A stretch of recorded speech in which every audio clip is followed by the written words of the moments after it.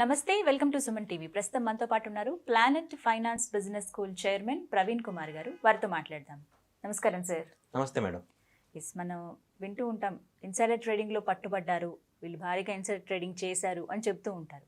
So అసలు ఏంటి sir insider trading అంటే ఏంటి? ముందుగా ఇన్సైడర్ ట్రేడింగ్ అంటే ద వర్డ్ ఇన్సైడర్ అంటే లోపల ఉండేవాడు, ట్రేడింగ్ అంటే అది ట్రేడింగ్ చేసేవాడు.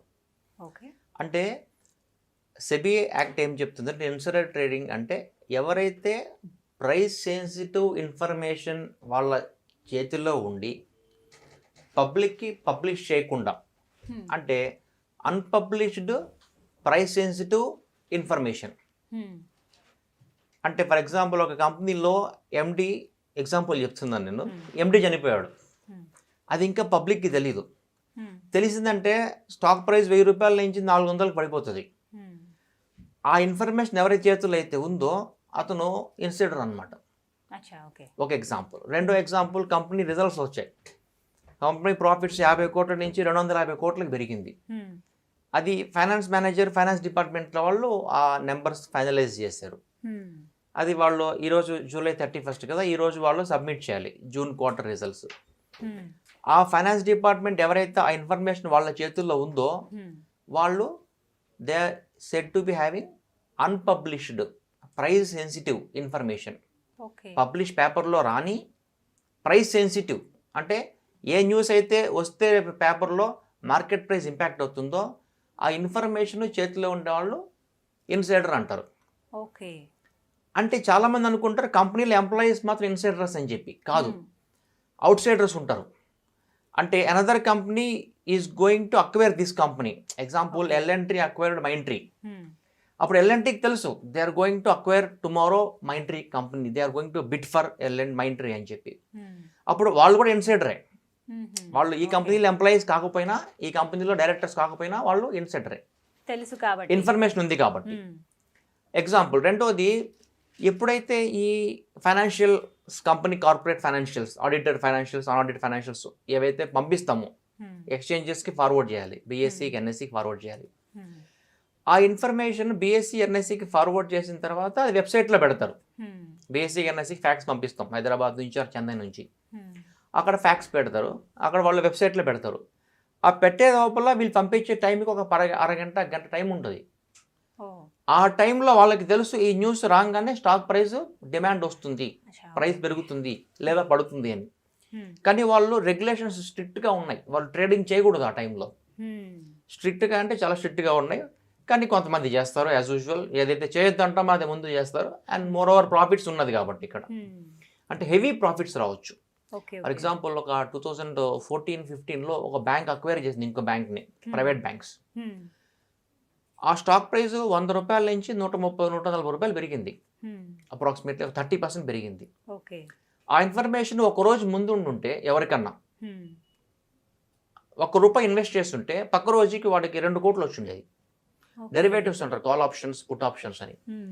సో ఆ ఒక్క లక్ష పెడితే చాలు వాడికి 200 టైమ్స్ 2 కోట్లు in the matter of 1 day. కానీ అది చేస్తే వాడిని జైల్లో వేస్తారు ఫస్ట్ థింగ్.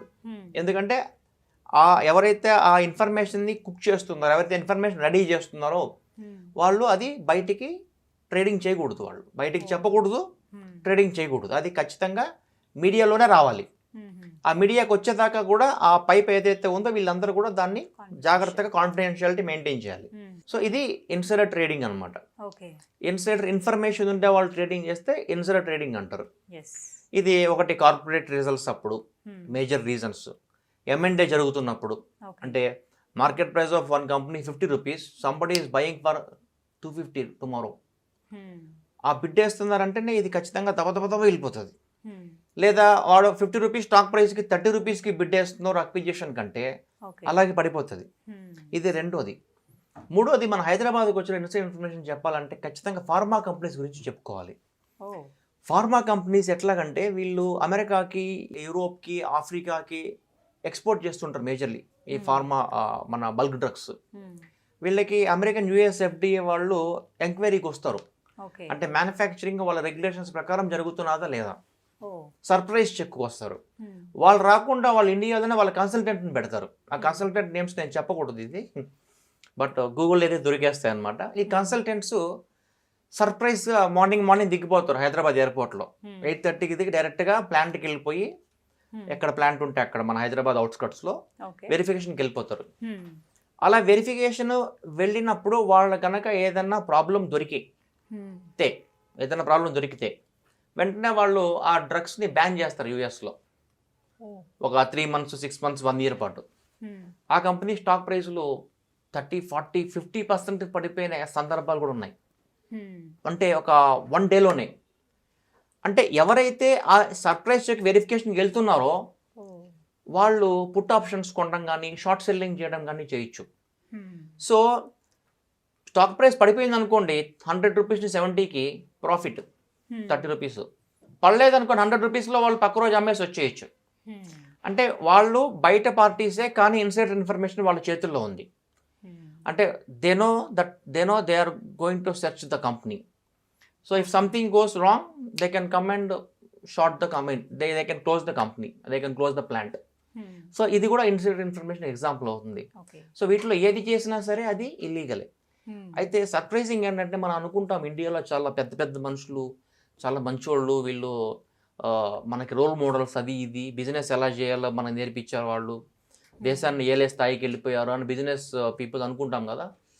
వీళ్ళల్లో కూడా చాలా ఇన్సైడర్ ఇన్ఫర్మేషన్ చేసిన వాళ్ళు ఉన్నారు. వాళ్ళకు కూడా పెనాల్టీ వేస్తుంది సెబీ. సో మీరు గూగుల్కి వెళ్ళి ఎతికారంటే మీకు ఏ పర్సన్ పేరు పెట్టి పక్కన ఇన్సైడర్ ట్రేడింగ్ అని పెట్టండి. మీకు తెలిసిన వాళ్ళు ఇండియాలో పెద్ద పీపుల్ ఆ పేరు పెట్టి పక్కన ఇన్సైడర్ ట్రేడింగ్ అని పెట్టండి. వాళ్ళ మీద బుక్ అయిన కేసెస్, వాళ్ళు పే చేసిన పెనాల్టీస్ గూగుల్లో వచ్చేస్తాయి. మనకి ఏదో సినిమాలో చెప్తారు మహేష్ బాబు, స్కాములు ప్రజలు మర్చిపోయారు, ఓట్లు వేసేవాళ్ళు ప్రజలు మర్చిపోయారు, మీరు మర్చిపోయారు, గూగుల్ మర్చిపోదుగా అని చెప్తారు. ఇలాగా గూగుల్లో కొడితే ప్రతి వాళ్ళ హిస్టరీ కూడా దొరికేస్తుంది అనమాట. అంటే మళ్ళీ వాళ్ళకి నెక్స్ట్ ఇంకా ఛాన్స్ ఉంటుందా సార్? ఎలా ఉంటుంది? వాళ్ళని కూడా సేమ్ ముందర వీడియోలో చెప్పినట్టే ఒక 1 year బ్యాన్ చేసామంటారు. ఒక 20 కోట్లు 30 కోట్లు పెనాల్టీ కట్ అంటారు. వాళ్ళకున్న ప్రాపర్టీస్లో, వాళ్ళకున్న నెట్వర్త్లో 50 కోట్ల పెనాల్టీ అన్నా సింగిల్ చెక్ ఇచ్చేసి వెళ్ళంటారు. వాళ్ళని ఒక 6 months క్యాపిటల్ మార్కెట్స్ నుంచి ప్రొహిబిట్ చేసామంటారు. వాళ్ళు కూడా సరే నాకేం పోయింది 6 నెలలు ఖాళీగా ఉంటాను అంటారు. వాళ్ళ ఫ్రెండ్ తరపునో ఇంకొకరి తరపునో ట్రేడింగ్ చేస్తుంటారు అనమాట. అంటే వాళ్ళకి రుచి మరిగిన వాళ్ళు కాబట్టి వాళ్ళని ఎవరు ఆపలేరు. సో ఇట్లాగా చాలా కేసెస్లో ఇండియాలో ఇప్పటి నుంచి కాదు మొదటి నుంచి కూడా ఇన్సైడర్ ట్రేడింగ్ జరగడం, పట్టుబడడం, దొరికేది 1 or 2%. సేమ్ హవాదాలో మనం చెప్పుకున్నట్టు చాలా బంగారం ఇండియాలోకి వస్తుంది, ఒక 1 or 2% దొరుకుతుంది. ఏపీ క్యాపిటల్ ఇష్యూలో కూడా ఇన్సైడర్ ట్రేడింగ్ జరిగిందని చెప్పి. కాకపోతే అక్కడ మనకి సుప్రీంకోర్టు రూలింగ్ ఇచ్చింది ఏంటంటే ఇన్సైడర్ ట్రేడింగ్ కింద సెక్యూరిటీస్కి ఒక యాక్ట్ ఉంది. అంటే ఏదన్నా మీకు ట్యాక్స్ వేయాలన్నా, మీ మీద రైట్ చేయాలన్నా, మీ మీద పెనాల్టీ వేయాలన్నా ఒక ట్యాక్స్ ప్రకారమే చేయాలి. ఒక యాక్ట్, మోటార్ వెహికల్స్ యాక్ట్ ప్రకారమే మీకు హెల్మెట్ లేకపోతే ఫైను. ఆ యాక్టే లేకపోతే మీకు ఫైన్ వేసే హక్కే లేదు పోలీస్కి. అట్లాగేంటంటే ఇన్సైడర్ ట్రేడింగ్ ఫర్ ద సెక్యూరిటీస్కి యాక్ట్ ఉంది, సెబీ యాక్ట్. సో యాక్ట్ ప్రకారము సెబీ పెనలైజ్ చేయొచ్చు చేసిన వాళ్ళని. కానీ ల్యాండ్ డీలింగ్స్ విషయాల్లో యాక్ట్ అంటూ ఏం లేదు కాబట్టి అసలు ఇన్సైడర్ ట్రేడింగ్ అని డెఫినేషన్ లేదు ల్యాండ్స్ విషయంలో. సెక్యూరిటీస్లో మీకు బిగినింగ్లో చెప్పాను, ఇన్సైడర్ ఇన్ఫర్మేషన్ అంటే definition, price sensitive information, insider person అని చెప్పి. కానీ ఇక్కడ ఆ డెఫినేషన్ లేదు, యాక్టే లేదు కాబట్టి పెనలైజ్ చేసే పాసిబిలిటీ లేదని చెప్పి సుప్రీంకోర్టు రూలింగ్ ఇచ్చింది. రైట్ సార్, ఓవరాల్ ఇన్ఫర్మేషన్ అయితే ఇచ్చారు మాకు ఇన్సైడర్ ట్రేడింగ్ ఎలా ఉంటుందని దానికి సంబంధించి. Thank you so much sir. Thank you madam. నమస్తే అండి. చూసారు కదా, ఇది వాళ్ళ వీడియో. ఈ వీడియో కనుక మీకు నచ్చినట్టయితే లైక్ చేయండి, షేర్ చేయండి, కామెంట్ చేయండి, మా ఛానల్ను సబ్స్క్రైబ్ చేసుకోండి.